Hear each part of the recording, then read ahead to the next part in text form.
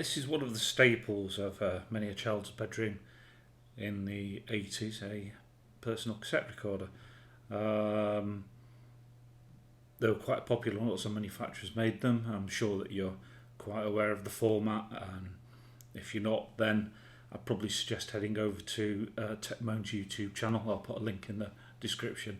Because he waxes lyrical about these in a far more eloquent way than I will ever do. But I bought this to connect to a computer because these were used as storage devices for home computers. And I used one similar to this, a Pi model, for my ZX81 and then Spectrum. So if you're not familiar with the units themselves, then you've got controls at the front here for record and playback, forward wind and rewind. And you've got a tape counter which increments as the tape is playing, or forward winding or rewinding, so you know where we are on the tape. It's an arbitrary value, but it'll give you an indication of where you are on the tape. There's a condenser microphone here, so you can make recordings of your own. And on the side we've got various inputs and outputs. We've got a power cable lead here, a DIN socket which can be used for connecting to other tape recorders or radios. I used to use a DIN cable for recording the top 40 off the radio from my parents' stereo system, which didn't have a cassette recorder, using a 5-pin DIN cable.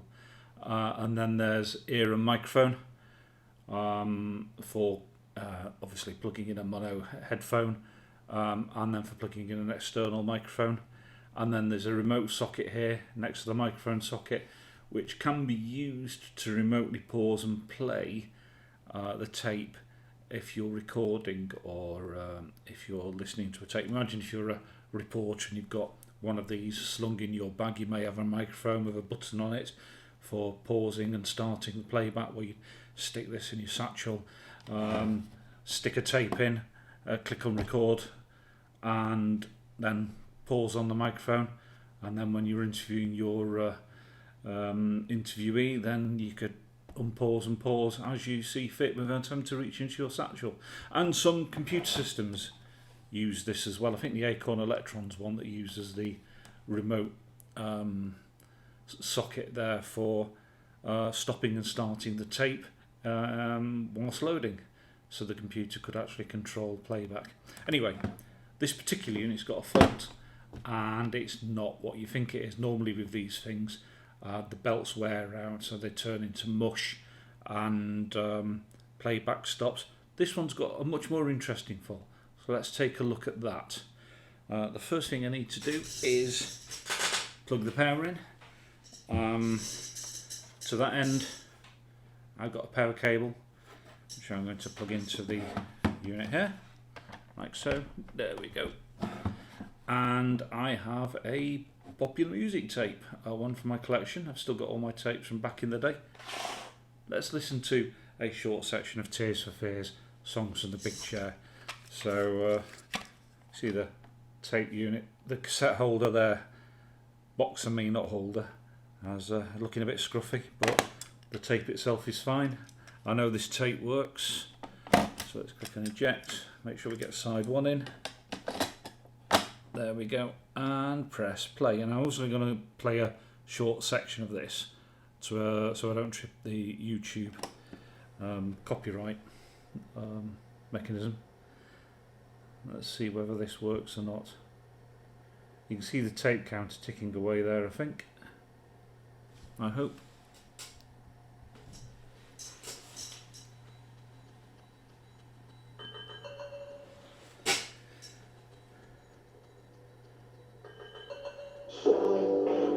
It's a bit muffled,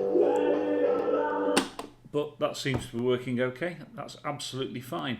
That's not the problem. Let's rewind it again. Right, now I'm going to adjust the volume. So the volume at the moment is set on about 4 or 5. Oh, there's some kind of weird hum going on there. Right, so I need to find the source of that hum, because it's no use to me if I can only have it on quiet and I'm trying to load tapes which are of quite a low volume and it's not working, or if that hum's in the background. Not happy about that. Now my suspicions are it's a capacitor. It's always the capacitor.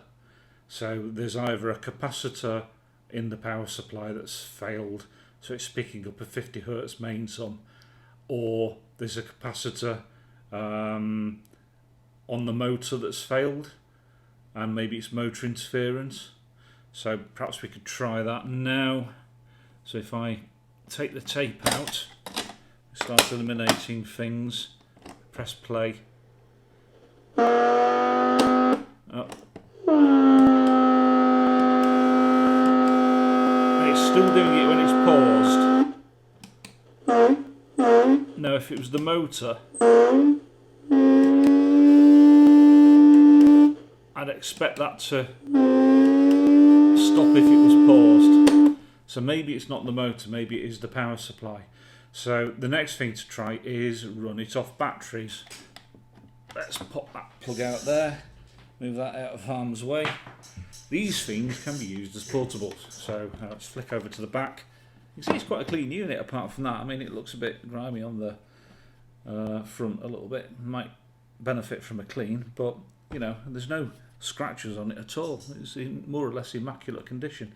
You can tell it's a portable because it's got a handle. Right, it's also got batteries. It takes 4 C cells. Let's pop that open there. There we go. Now I don't think I have any C cells handy, so I'm going to cheat at this point and get my lamp power supply and just wire it directly in there and provide 6 volts into the unit. Now my theory is if I'm bypassing the power supply and powering it off batteries or an external power supply, that if it's the power supply in the unit, it won't buzz anymore. And that will help me narrow down the fault a little bit more before I open it up and find out what the dickens is going on. So hold please, caller. So, right, I've got a power supply here, as if by magic, and I've opened the battery compartment. Normally there'd be 4 batteries in there. I'm actually going to connect my power supply directly to this side. So the flat plate is positive, the springy is negative. Normally you'd see this end here, it just completes the circuit. So the lower row of batteries, they're all in series, these batteries, connects to the upper row of batteries, negative to positive. So you've effectively got 4 1.5 batteries in series to give you the 6 volts. So by providing 6 volts directly to here via this separate power supply, it should be the equivalent of using 4 batteries. Fingers crossed. So just going to try and connect that now. The negative one will be easy because these are crocodile clips and I can just clip it on the spring. My big concern is the positive side. Let's make sure the power supply is off. Right, so we have negative, which is your black connection. And go on there. Let's make sure that's out of the way. And the positive. Now this is going to be fun. Right, I've got my power supply already set up for 6 volts, but it's currently off. I think I can get a connection there. Is that tight? Let's clip it onto a wire. That. Let's try again. Oh yeah, that's not bad there, is it? You can see I'm clipping on a little bit of a loose connection there. So if I turn this over very, very carefully. Let's turn the volume down first, press play.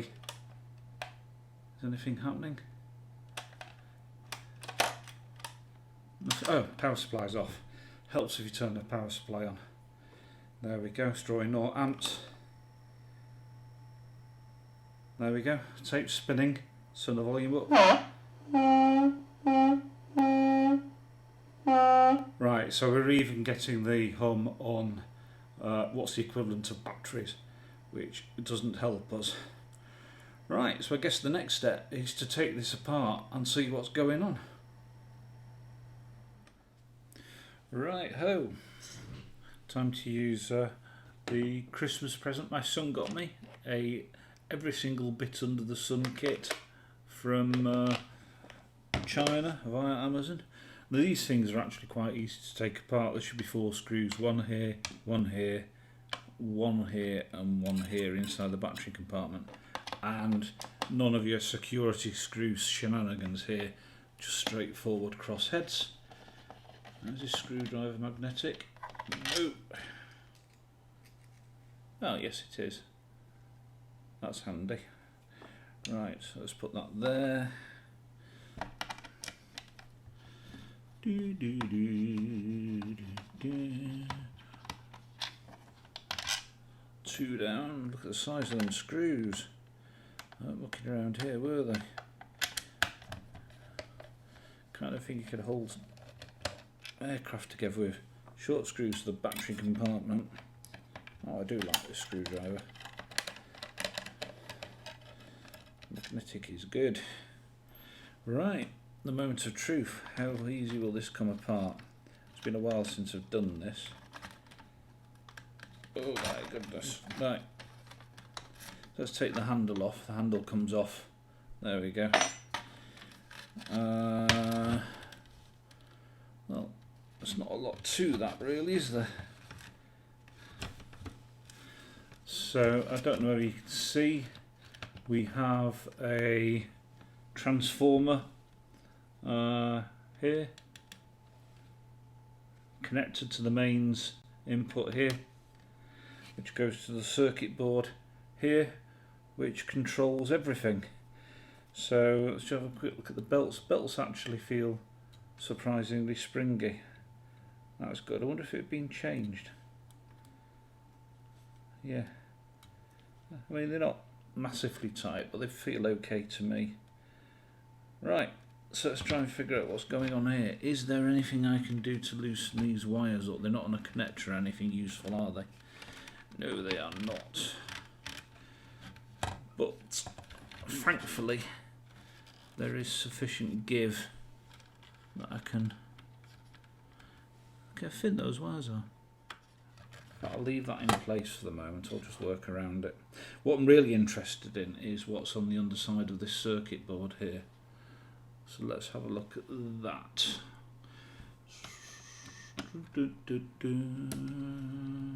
See if there are any obvious glaring faults. Move that there. Oh, these are so easy to take apart, aren't they? There we go.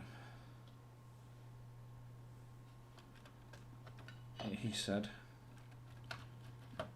Oh, it's starting to fall apart very quickly. Oh my goodness. I'm going to have to take the whole thing out. Oh, there are so many wires running everywhere. I have total sympathy for people that do this on a regular basis.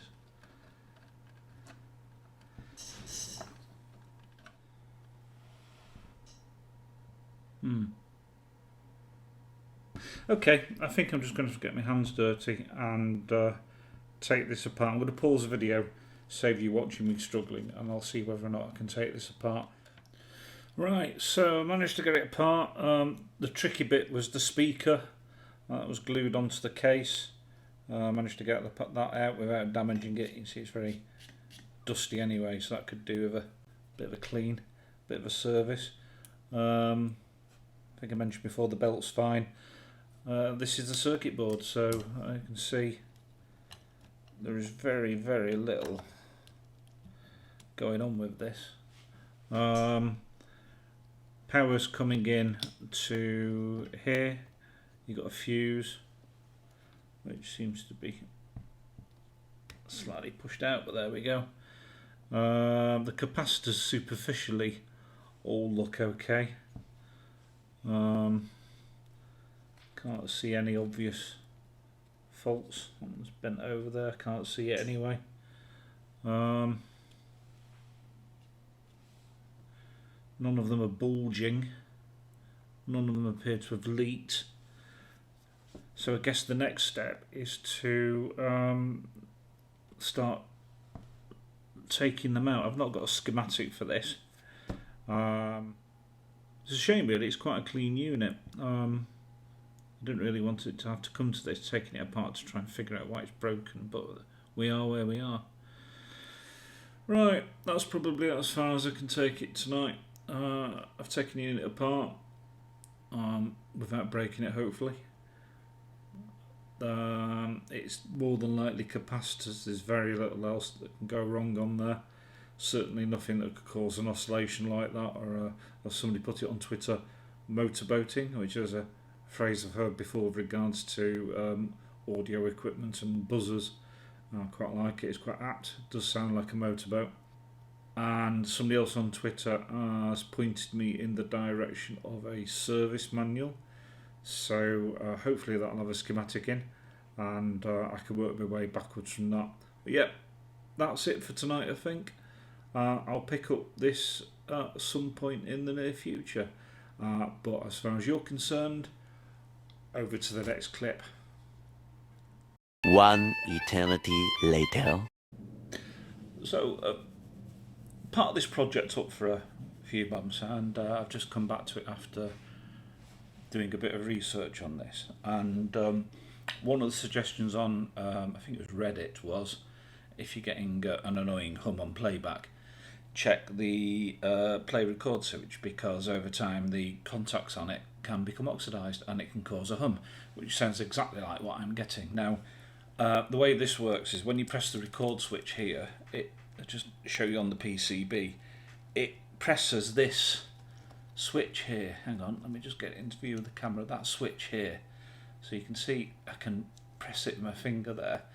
And I think the idea is, if this become oxidized, the cassette recorder gets stuck in a kind of a play and record state, so things like the condenser microphone will still be active, which will cause a feedbacky kind of hum.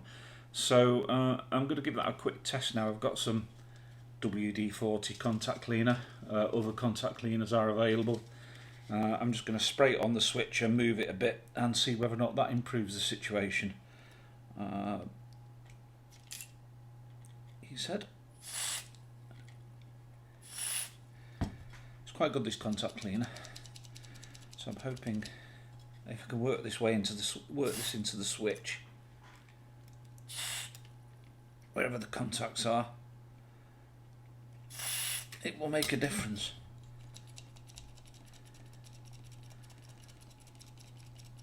And one more for good luck.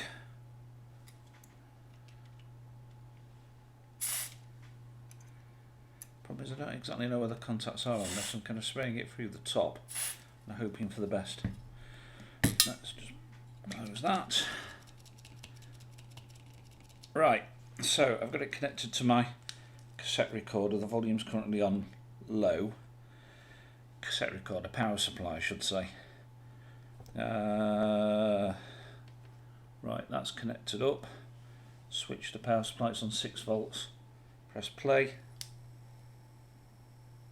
It's quiet.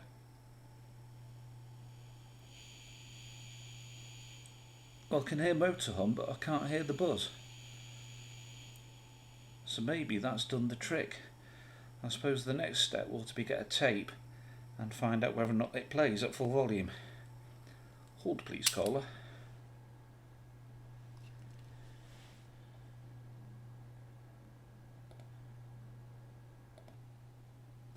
So I'm back now. I'm going to try this Sony demo tape I got with a cassette recorder many years ago. So it's pretty much disposable in case something goes wrong. We're going to be playing side 2. So this should be, I don't know, Tony Terry or somebody. Let's try it anyway. So I think this will still play okay. Only one way to find out. Lift that clear of the circuit board. Tapes in. We're playing. Get the volume.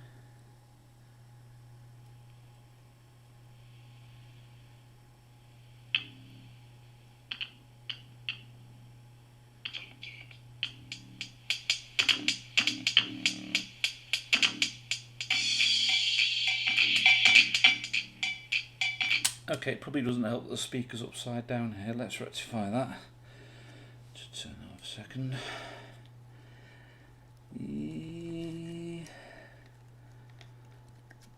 Oh, it's all a bit of a tangle, the wires here. Oh, that'll do. Let's try that again. Not got any shorts.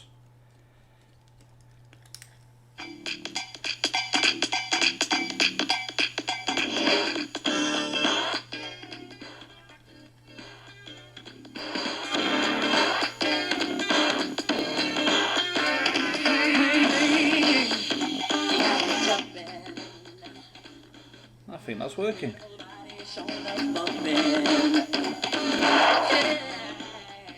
Cool. Right, so the next step is for me to reverse the disassembly, put it back together and see whether or not this works.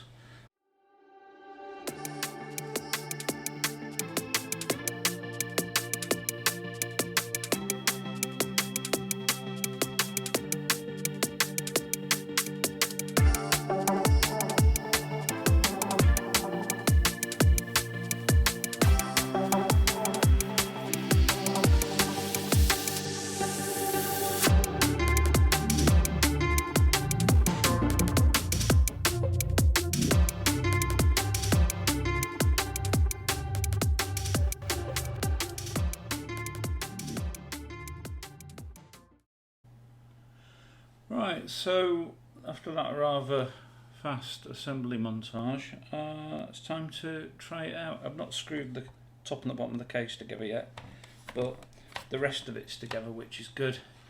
Got mains, going to plug it in, and I am going to put a tape in. So go back to the Megabass cassette. It's playing, that's encouraging. Tape counter's moving. Do we get buzz? Do we get sound?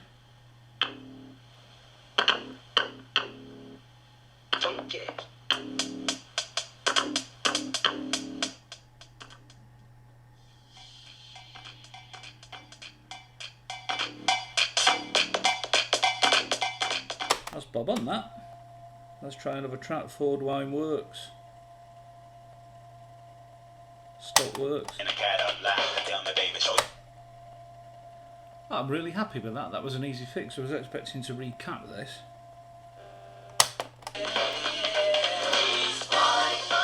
And these are really solid tape recorders, these Ferguson ones, and I do like the form factor. I mean, they just look so stylish.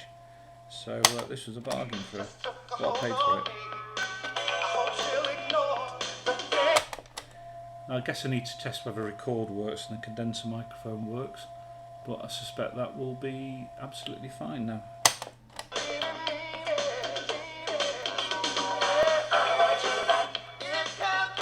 Really happy with that. In fact, we will test whether record works. Let's be complete on this. So rewind. I'll go and find a blank tape or one I can wipe.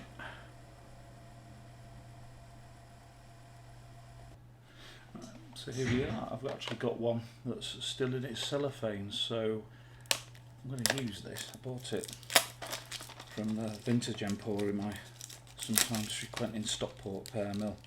I've been promised a pack of free cassettes still in the cellophane, so I'm not too bothered about opening one now. Whoa. It's been a long time since I've done that. Right, let's get the tape in then. A blank cassette. I'm going to use this for recording stuff on anyway, like games and whatnot.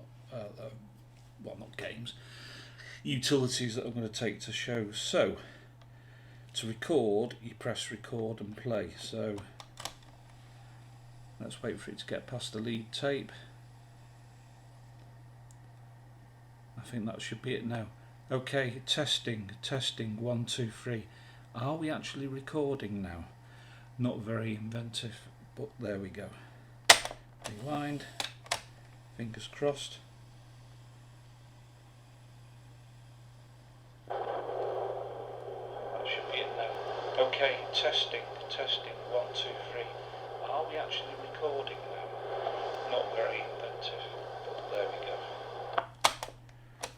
Right, I think the job's a good one. The quality is obviously not going to be brilliant because it's through a condenser mic built in, but I think that is working to my satisfaction. Right, all that remains for me to do now is to put the 4 screws back in the bottom of the case and start using it. I hope you've enjoyed this video. It's not been as interesting as I thought it was going to be. I thought there'd be some electronics involved, but at least you know now if you've got a vintage cassette recorder like this and it starts humming on loud volumes, it's probably going to be that record play switch. I think most, if not all, of the ones I've seen in the past that I've taken apart, there's about 5 or 6 various models, have a record play switch in. So yeah, there we go. I'll see you in the next video.